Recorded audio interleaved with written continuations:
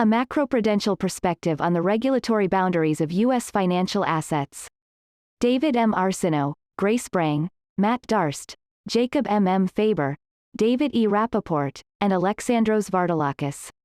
2022-002. Note: Staff Working Papers in the Finance and Economics Discussion Series, FEDS, are preliminary materials circulated to stimulate discussion and critical comment. The analysis and conclusions set forth are those of the authors and do not indicate concurrence by other members of the research staff or the Board of Governors.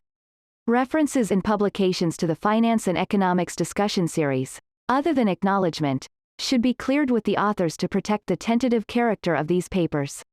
Abstract. This paper uses data from the financial accounts of the United States to map out the regulatory boundaries of assets held by U.S. financial institutions from a macroprudential perspective. We provide a quantitative measure of the regulatory perimeter, the boundary between the part of the financial sector that is subject to some form of prudential regulatory oversight and that which is not, and show how it has evolved over the past 40 years. Additionally, we measure the boundaries between different regulatory agencies and financial institutions that operate within the regulatory perimeter and illustrate how these boundaries potentially become blurred in the face of regulatory overlap. Quantifying the regulatory perimeter and the boundaries for macroprudential regulators within the perimeter is informative for assessing financial stability risks over the credit cycle. 1. Introduction. The movement of financial activity between the regulated and the unregulated sector has important implications for financial stability. Goodhart, 2008, and Goodhart and Lastra, 2010, argue that a natural consequence of effective regulation is to reduce the return on capital for regulated financial entities relative to those that do not face regulation. As a result, financial activity naturally shifts into the unregulated sector. For example, in the run-up to the global financial crisis of 2007-08, regulated entities circumvented regulatory boundaries by increasing off-balance sheet activities in order to boost exposure to more profitable activity in the unregulated sector.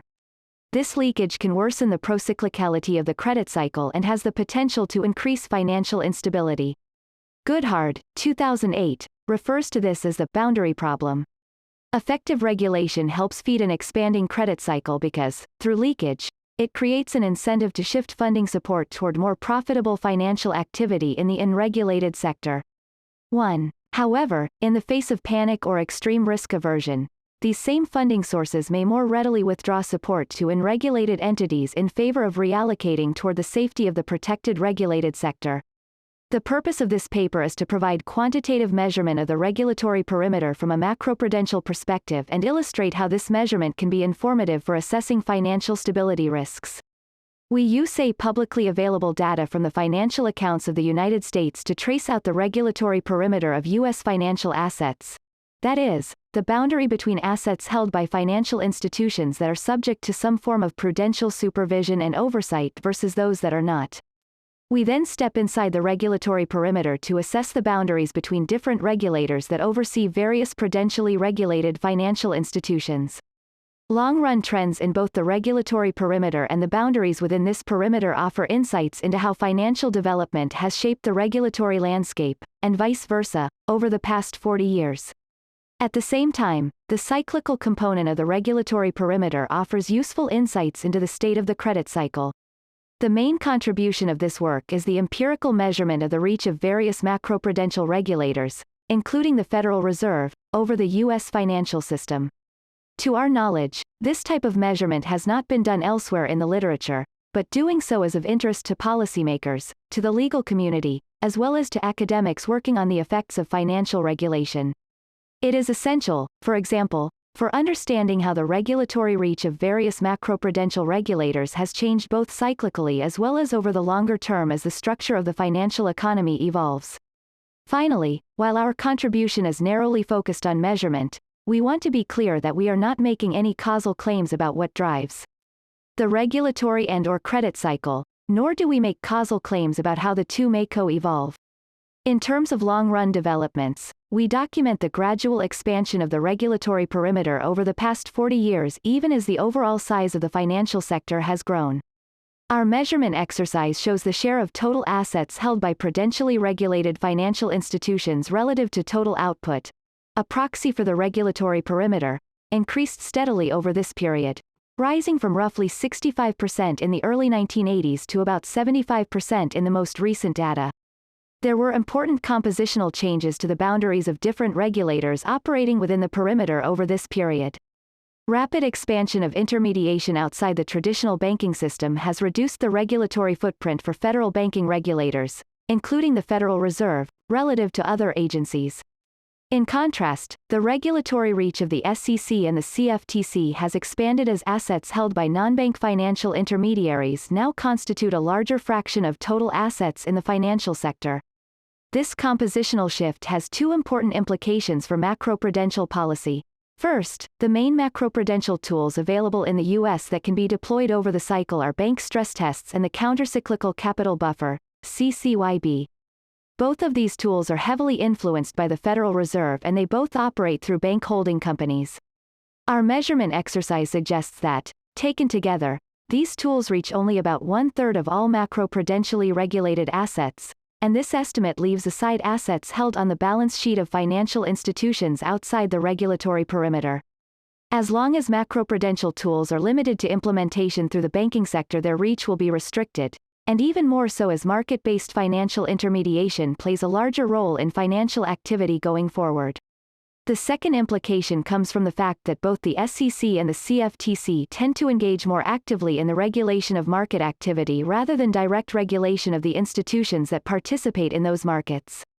As a result, the growing regulatory footprint of these two agencies over the last 20 years places increasing importance on market monitoring and regulation as opposed to monitoring and regulation from a purely institutional perspective. Turning to the cyclical component, we show that the credit expansion in the mid-1980s occurred alongside a cyclical expansion of the regulatory perimeter. In contrast, the opposite is true of the expansion of credit going into the global financial crisis, as institutions that are outside of the reach of prudential regulators played a larger role in credit intermediation. A lesson to take from this is that tracking flows of financial assets across the regulatory boundary is informative to assessing financial risks in the credit cycle. In particular, our exercise sheds light on the fact that inflows into the regulated sector in the credit expansion of the mid-1980s were driven by institutions that, at least in principle, were more resilient in their ability to withstand financial stress owing to some form of prudential supervision. However, the opposite was true going into the global financial crisis. From a financial stability monitoring perspective, expansions of the credit cycle that are concurrent with a cyclical decline in the regulatory perimeter are of particular concern, as this is an indicator that credit growth is concentrated amongst the least resilient institutions. Cast in this light, tracking the expansion of flows into the unregulated sector during the credit boom might have acted as a warning sign pointing to increased fragility in the financial system. Beyond its usefulness in monitoring financial stability, measuring boundaries is useful because it gives a better sense of who regulates whom. Given the overall complexity of financial regulation in the U.S., such an understanding may be critically important for effective communication with the public regarding macroprudential policy goals. Measuring boundaries helps to define ex-ante responsibility and promotes ex-post accountability. This seems particularly important for central banks.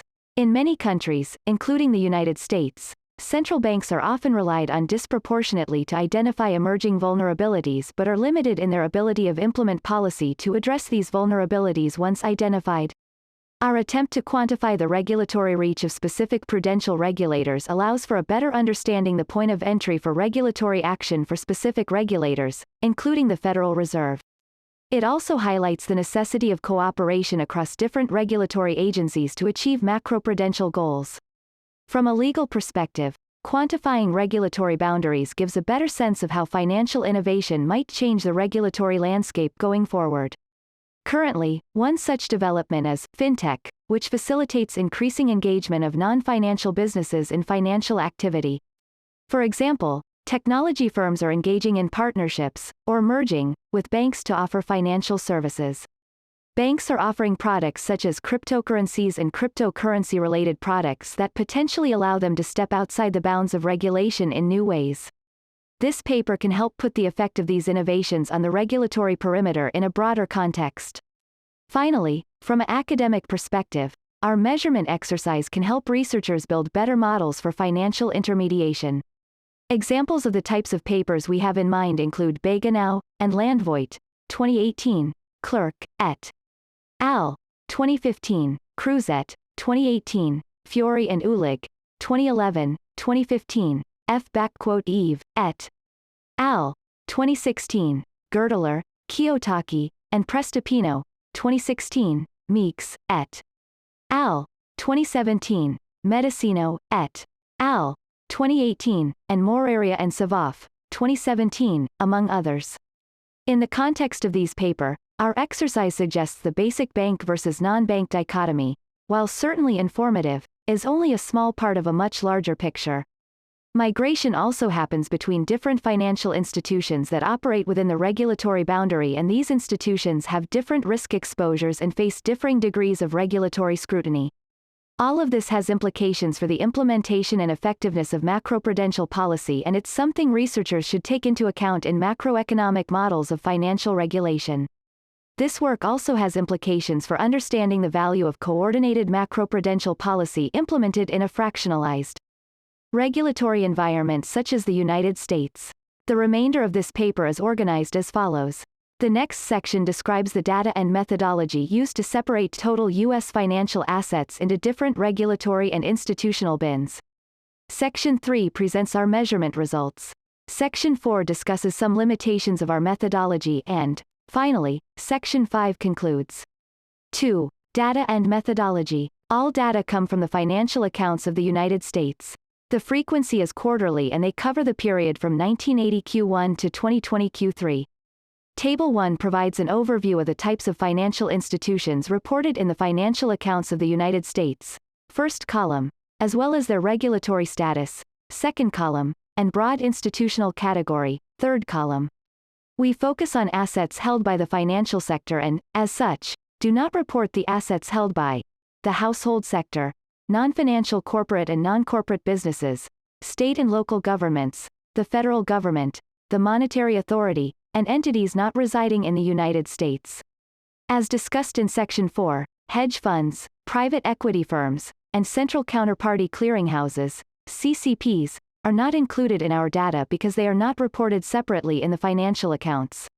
To gauge the scope of regulation in the U.S. financial system, we break down total financial assets in the U.S. economy according to the regulatory status of the holder of those assets.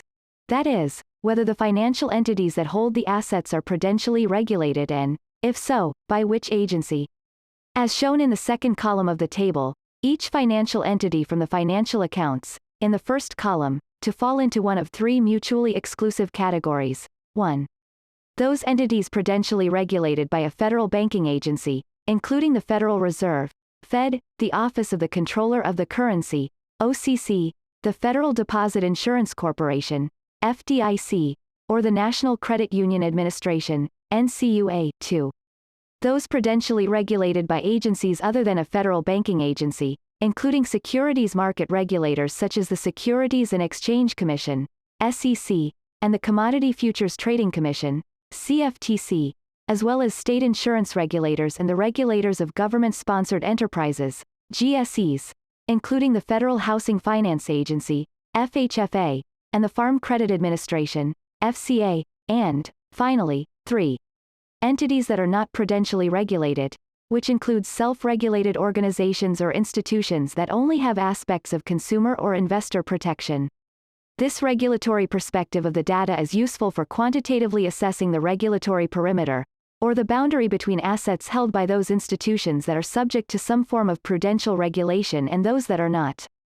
A different cut of the data breaks out total assets held by financial institutions by the broad nature of the activities or business model of those institutions. As shown in the third column of the table, we break financial institutions into 5 mutually exclusive categories. 1. Depository institution, DIs. 2. Insurance companies, ICs. 3. Pension funds, PFs. 4. Government-sponsored enterprises, GSEs, and 5. Other financial intermediaries, OFIs. OFIs comprise a variety of smaller institutions including investment funds, for example, bond and equity mutual funds and exchange-traded funds, broker-dealers, finance companies, real estate investment trusts, RIETs, and shell vehicles used in structured finance, asset-backed securities, ABS, issuers. This institutional perspective highlights the relative importance of different financial activities in the broader financial system. 2. Financial institutions are defined by the activities they undertake in financial markets, that is, their business models, and these activities, in turn, expose the institution to different vulnerabilities. For example, a traditional retail bank takes short-term deposits, typically backed by deposit insurance, and transforms these deposits into long-term loans. In doing so, the bank engages in both liquidity and maturity transformation. A different financial institution, finance companies, are non-bank lenders that engage in more or less the same activities as banks but differ in that their source of funding does not come from depositors protected by deposit insurance. In light of this, if we observed a shift in financial activity away from traditional banks toward finance companies, this suggests that overall financial stability risks have shifted in such a way that the financial system as a whole faces greater liquidity risk. In this sense, viewing the data through the institutional perspective is useful because highlights the changing nature of financial vulnerabilities over the credit cycle. Finally, we complement the regulatory and institutional perspective by looking at total financial assets along these two dimensions simultaneously. This dual perspective is the main contribution of our paper. It is useful for a couple of reasons. First, it helps clarify the point of entry for macroprudential regulation and policy. As an example, imagine that some activity within a particular financial institution is identified as posing a significant risk to financial stability. Macroprudential regulators may want to take action. In terms of implementing macroprudential policy and communicating that policy to the public, it would be helpful to be as clear as possible about the agency that bears the ultimate responsibility for the oversight of that particular institution. Concretely, consider the case of money market reform following the 2008-09 financial crisis. Members of the Financial Stability Oversight Committee, FSOC, the main cooperative body responsible for implementing macroprudential policy in the U.S., widely agreed that money market funds continued to pose a significant risk to the stability of the financial system following the crisis. While the FSOC was clear in identifying this risk, helped in communicating it to the public, and facilitated the design of a set of reforms, ultimately, it was the responsibility of the SEC to implement these reforms. In this sense, our approach of simultaneously looking at both the institutional and regulatory perspective makes clear the point of entry for macroprudential regulation of money markets as the SEC. Beyond that, the dual perspective is also useful because it highlights potential regularly overlap. For example, bank holding companies, BHCs, are comprised of separate legal subsidiaries. The simplest BHC might include a single banking subsidiary chartered as a national bank under its parent holding company. From a regulatory perspective, the primary regulator for the banking subsidiary is the OCC, while the holding company would be regulated by the Fed. In other words, even in this relatively simple arrangement, the structure of the BHC introduces some degree of regulatory overlap. The overlap grows as the structure of the holding company becomes more complex. Many BHCs have subsidiaries that are securities companies or, alternatively, broker-dealers. Both are regulated by the SEC, which draws a third regulator into the mix. This regulatory overlap highlights the necessity for cooperation amongst different regulatory agencies with the common goal of identifying financial vulnerabilities and implementing policies to counteract them. While the Financial Stability Oversight Committee, FSOC, is designed to promote this type of interagency cooperation in the federal regulatory community, it nonetheless seems prudent to communicate these institutional details to the general public as well. This is especially true given the complex structure of the U.S. financial regulatory environment. This basic approach to breaking out the data by various financial institutions, some of which operate under regulatory agencies and some of which do not, guides the remainder of the analysis.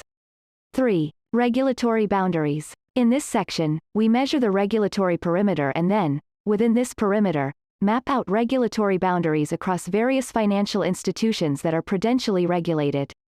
We also show a measure of regulatory overlap for prudentially regulated institutions. 3.1 The regulatory perimeter. Figure 1 shows total assets held by U.S. financial institutions as a share of GDP broken out prudentially regulated and unregulated financial institutions. In the roughly 30 years from 1980 until the late 2000s, the overall size of financial institutions in the U.S. as measured by total asset holdings has more than doubled, growing from just under 200% of GDP in 1980 to almost 500% in 2008. Since the onset of the 2007-08 global financial crisis, however, this growth has flattened, leaving the total size of the financial sector relative to output largely unchanged for the past decade. An exception is in the most recent data, where financial assets as a share of GDP briefly spiked up in 2020 Q2 before retracing part of this increase in the subsequent quarter.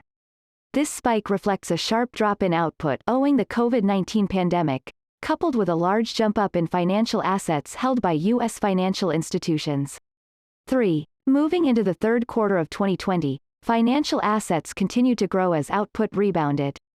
Decomposing total assets into those on the balance sheets of prudentially regulated institutions, light gray shaded, versus those on the balance sheets of non-regulated institutions, dark gray shaded, reveals that most of the growth in the 30 years prior to the global financial crisis came from an expansion of the balance sheets of regulated financial institutions.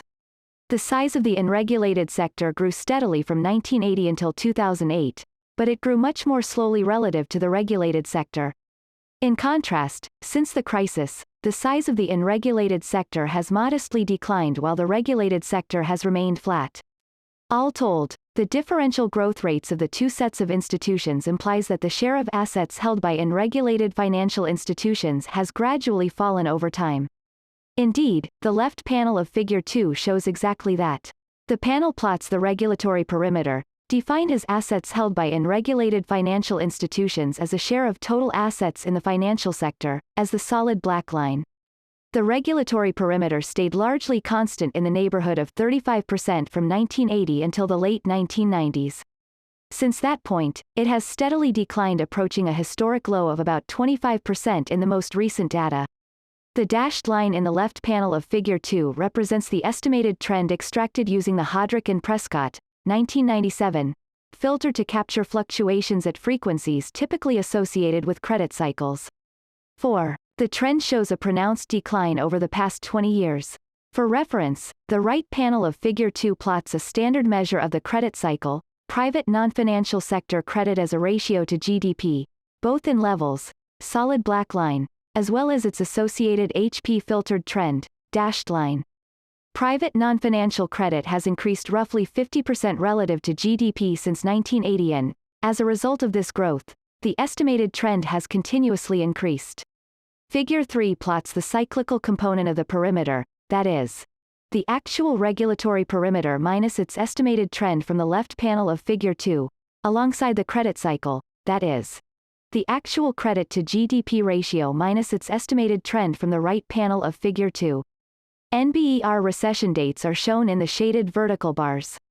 As is well known from the literature, the red line reveals two credit cycles in the U.S. data since 1980. 5. The first is characterized by a rapid expansion of credit in late 1980s and into the early 90s before a subsequent decline with the bursting of the so-called tech bubble. The second is the aggressive expansion of credit in the early to mid-2000s, followed by an even more rapid credit contraction owing to the global financial crisis. Beyond those two well-known credit cycles, it is also noteworthy that the most recent data show a sharp increase in the cyclical component of credit that occurs coincidentally with a drop in the cyclical component of the regulatory boundary. As noted above, the jump in the credit cycle primarily reflects the outsized decline in output due to the global pandemic and, to a lesser degree, and concurrent increase in corporate bond holdings. Plotting the cyclical component of the regulatory perimeter, the solid black line in Figure 3, alongside the credit cycle, the red dashed line, reveals some interesting information about the nature of credit cycles over time. In the earlier credit cycle of the mid-1980s, the expansion of credit occurred alongside a cyclical decline in the regulatory perimeter. Given our definition, a decline in the perimeter occurs when activity shifts into the regulated sector. The correlation between the credit cycle and the cyclical component of the regulatory perimeter over the first 20 years of data presented in this paper is -0.67.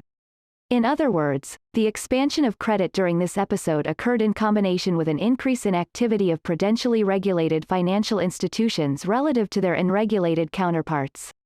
From a financial stability monitoring perspective, there is some comfort to take from this, as the negative correlation suggests the credit expansion occurred at the same time that regulated institutions, which, in principle, should be more resilient in their ability to withstand financial stress owing to some form of prudential supervision, played a larger role in aggregate financial activity. In contrast, the opposite is true of the expansion of credit going into the global financial crisis, which coincided with a cyclical expansion of the regulatory perimeter, as unregulated institutions played a larger role in credit intermediation. Indeed, the correlation between the two cyclical series flips sign and rises to 0.40 over the last 20 years of the data. This positive correlation is more worrisome from a stability monitoring perspective because it highlights the possibility that the nature of the credit cycle is more fragile, as the institutions supporting the expansion of credit are potentially less resilient.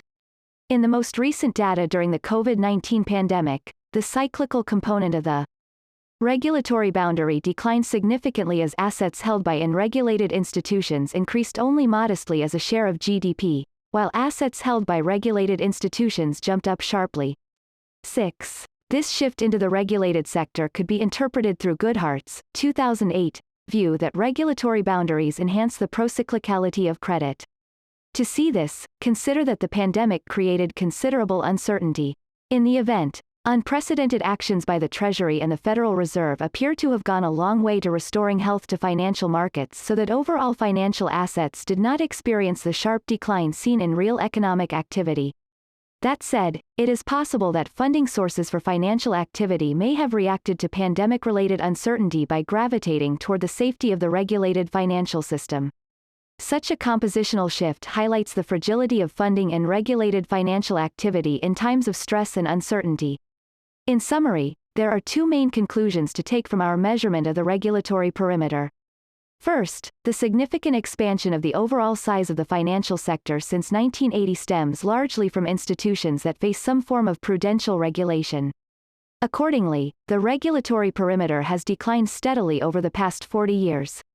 Second, cyclical fluctuations in the regulatory perimeter can be informative for understanding the nature of credit cycles. From a financial stability monitoring perspective, expansions of the credit cycle that are concurrent with a cyclical decline in the regulatory perimeter are of particular concern, as this is an indicator that credit growth is concentrated amongst the least resilient institutions.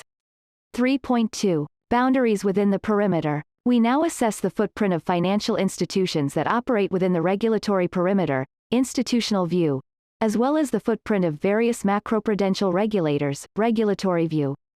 Figure 4 shows assets held by prudentially regulated financial institutions expressed as a share of total output, that is, the light gray portion in Figure 1, broken out by type of financial institution.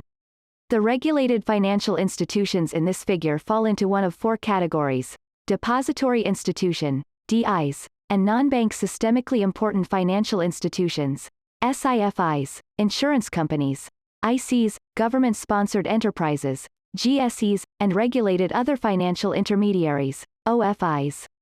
7. Figure 5 presents the same information expressed as the share of assets held by all regulated financial institutions. In the early 1980s, roughly two-thirds of all regulated financial assets were held in the banking sector, whereas OFIs only held about 10% of regulated assets.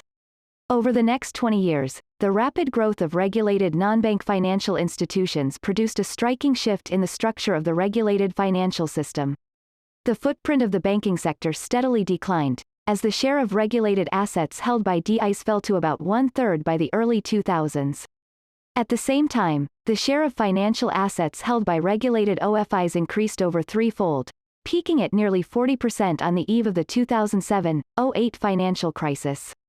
The aftermath of the financial crisis resulted in a sharp drawback in the share of assets held by regulated OFIs, but growth in this sector resumed thereafter and surpassed its pre-crisis high in mid-2017, when the size of the regulated OFI sector surpassed the size of the banking sector. In the most recent data, regulated OFIs have the largest footprint in the regulatory landscape at 39.5% of all assets on the balance sheet of regulated institutions, followed by depository institutions, 33.5%, insurance companies, 14.6%, and government-sponsored entities, 12.3%. The rapid growth of non-bank financial intermediation warrants closer examination. Figures 6 and 7 present the assets held by the individual institutions that make up the OFIs as a share of GDP and as a share of all assets held by OFIs, respectively. In each figure, the data are broken out by regulated OFIs, MMFs, bond and equity mutual funds, and broker-dealers, and in regulated OFIs, REITs, finance companies, structured finance vehicles, captive financial institutions, and pension funds. In the early 1980s, pension funds, which are not macroprudentially regulated, held nearly 80% of all assets held by both regulated and unregulated OFIs. Subsequent growth over the next 20 years was mainly driven by bond and equity mutual funds and, to a lesser degree, broker-dealers and unregulated structured financial vehicles. On the eve of the crisis, the footprint of pension funds had fallen to less than 40% of all assets held by OFIs, while bond and equity funds rose to about 1/4, broker-dealers increased to 12%, and structured finance vehicles increased to just over 11%. In the years since the crisis, the footprint of broker-dealers, REITs, and structured finance vehicles have all steadily declined while bond and equity mutual funds have continued to expand. In the most recent data, bond and equity mutual funds make up about a third of total assets held by OFIs, pension funds make up another third, and the remainder is accounted for by an assortment of other financial institutions, both regulated and unregulated. A key takeaway is that the rapid growth of financial activity from the late 1980s to the mid-2000s was driven by a strong expansion of market-based financial intermediation as the footprint of the traditional banking sector in U.S. financial activity has steadily declined. Turning away from the narrow focus on OFIs and taking a step back to look at prudentially regulated financial institutions more broadly, Figure 8 shows assets held by all regulated institutions as a share of GDP, the light gray shaded portion in Figure 1, but this time these assets are broken out by the primary prudential regulator of the institution holding the asset, the regulatory view. 8. Depository institutions are regulated by federal banking regulators, the Fed, the OCC, the FDIC, and the NCUA. Insurance companies are regulated primarily by individual states.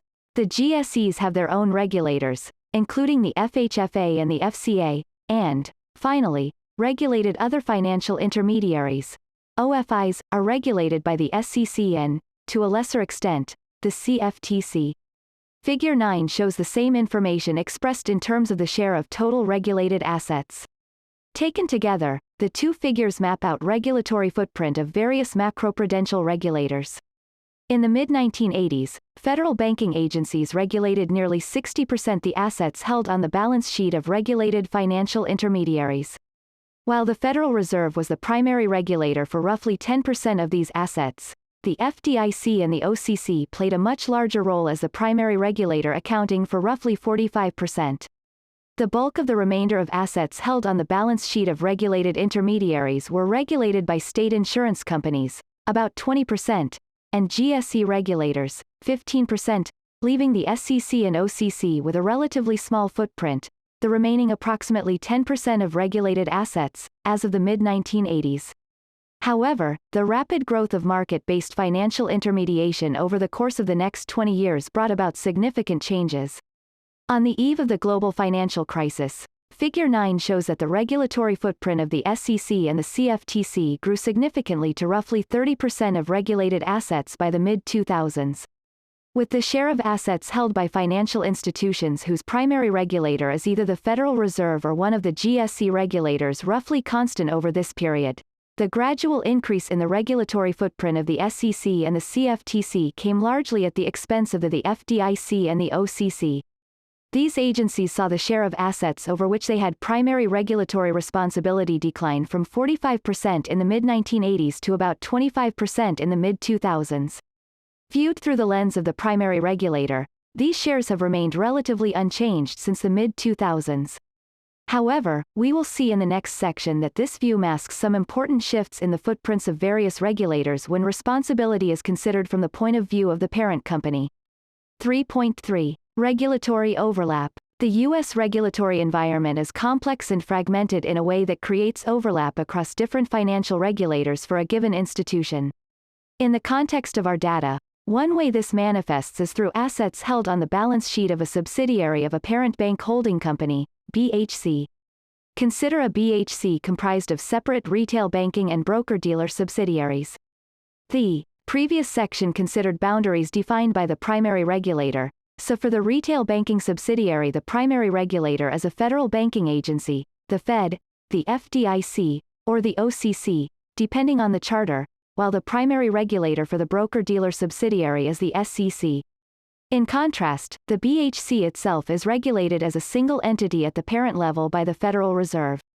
In this section, we re-examine regulatory boundaries from the perspective of the parent holding company and we quantify the degree of regulatory overlap created by this fragmented system. Figures 10 and 11 show the same information as figures 8 and 9, respectively, but instead the data are broken out by regulator at the parent level. Redrawing the regulatory boundaries at the parent level highlights that the Federal Reserve had a much larger footprint when we account for its role as the regulator of BHCs. By the same token, the role of the other banking regulators, including the FDIC, is much more limited. 9. In the mid-1980s, the Federal Reserve had regulatory responsibility for about one-half of all assets held on the balance sheet of regulated financial institutions. The expansion of market-based finance over the next 20 years decreased the regulatory reach of the Federal Reserve, which fell to 30% of regulated assets leading into the global financial crisis. Coming out of the global financial crisis, the Dodd-Frank Act of 2010 expanded the regulatory reach of the Federal Reserve to the neighborhood of 35% of all regulated assets.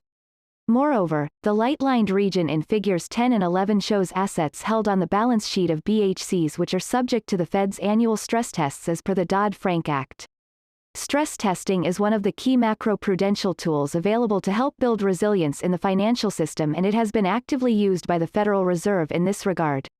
While the BHCs that are subject to stress testing are some of the largest and most systemically important in the financial system, the figures reveal that they only account for about 20% of total regulated assets. Another prominent macroprudential tool is the countercyclical capital buffer, or the CCYB. The CCYB is a time-varying capital buffer that can move up and down between 0 and 2.5% of Tier 1 capital as a share of risk-weighted assets. The setting of the CCYB is based on the discretion of bank regulators over the business and credit cycle and is intended to build resilience in the banking sector by dampen the cyclicality of credit.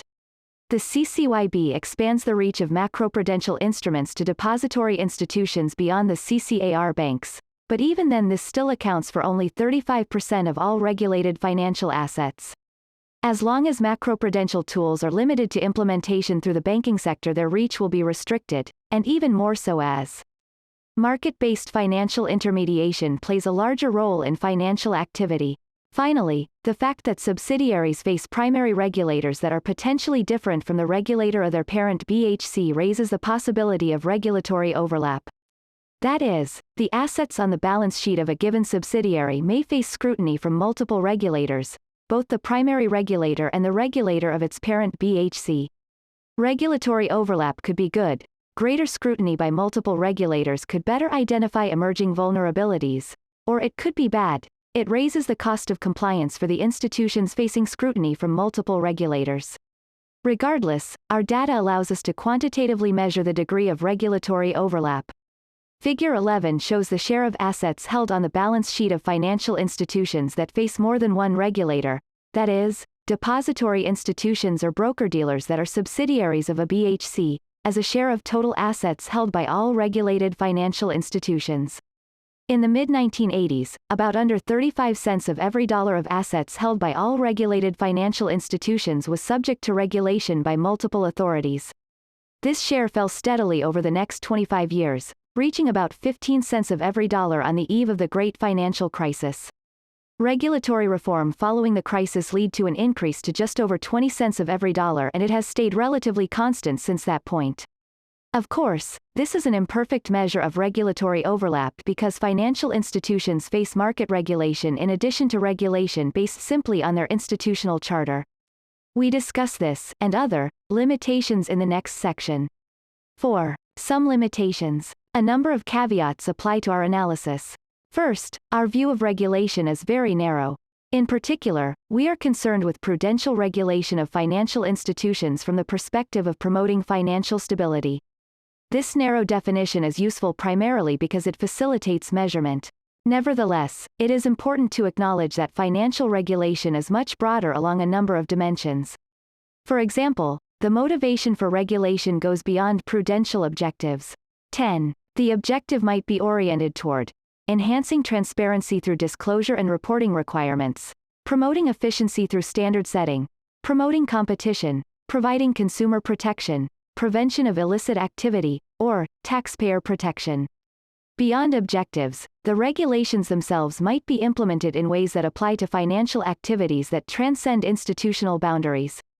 For example, market activity, such as securities or commodities exchange, is regulated separately from the regulation of institutions which participate in those markets. Some of these activities are self-regulated by the institutions that participate in the markets. In a similar vein, concern for consumer protection factors into the regulation of credit provision, which is an activity that spans a wide set of institutions. Ideally, a more accurate measure of regulatory boundaries would incorporate a wider definition of regulation, but doing so greatly complicates measurement. Even operating within our narrow definition, we are limited by the fact that the financial accounts simply do cover some relevant financial institutions. For example, there are no data on central counterparty clearinghouses, CCPs. CCPs are relatively small when gauged by the size of total assets held on the balance sheets, but these institutions play an outsized role in the efficient functioning of financial markets. As such, they are a critical part of the regulatory landscape. Oversight of CCPs spans a variety of regulatory agencies, including the SEC, the CFTC, as well as the Fed. Hence, failing to include them adds noise to our measurement of boundaries within the perimeter. With regard to measurement of perimeter itself, it is also the case that the financial accounts do not account for hedge funds or private equity firms, neither of which are prudentially regulated. By some estimates, assets held by entities are as large as $2.4 billion, accounting for 12.2% of GDP. This is a sizable omission, about which we can do little. 11. The implication is that our measurement likely overestimates the regulatory reach relative to what we might say if we had data on hedge funds or private equity firms. Another caveat is that our measurement exercise risks sending a noisy signal about the financial stability concerns of certain institutions as well as the regulatory reach of the agencies that oversee these institutions.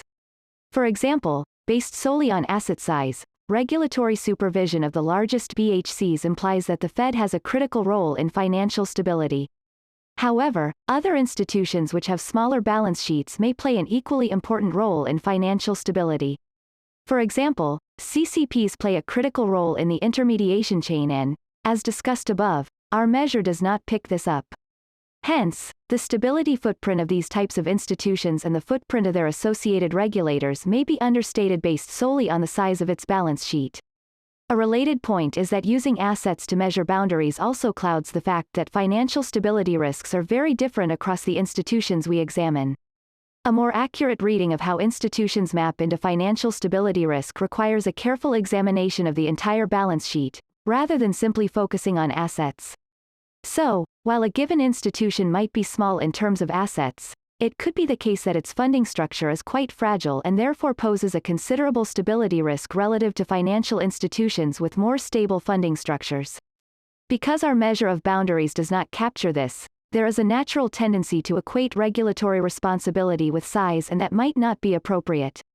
For example, a large bank that relies heavily on retail deposits to finance its operations may not pose a significant financial stability risk owing to deposit insurance, but a similar-sized bank that is heavily dependent on short-term wholesale funding would be a major concern for banking regulators. While these caveats and limitations are important to keep in mind, the view here is that there is still significant value in measuring regulatory boundaries.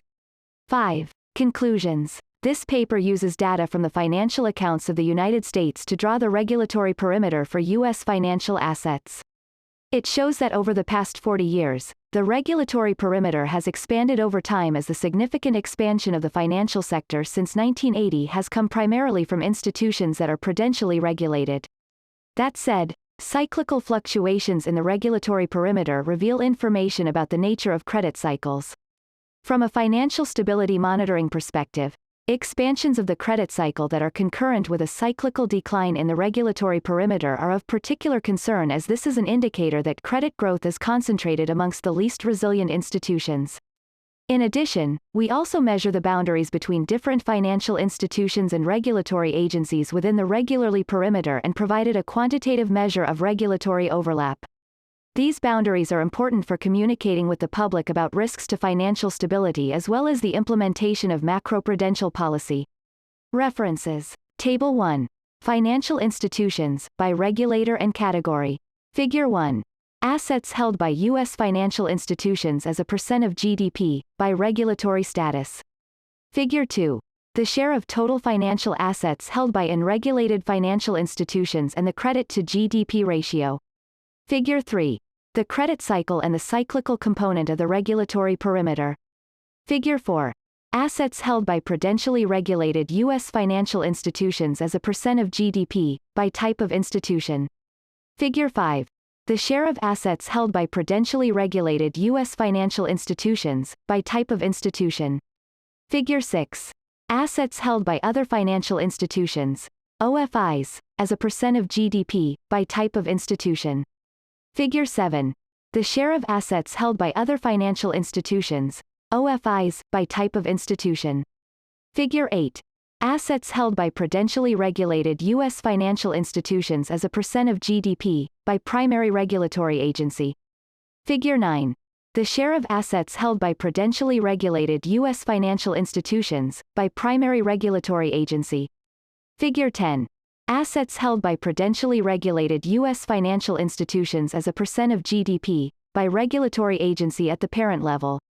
Figure 11. Regulatory overlap. Figure 12. Regulatory overlap.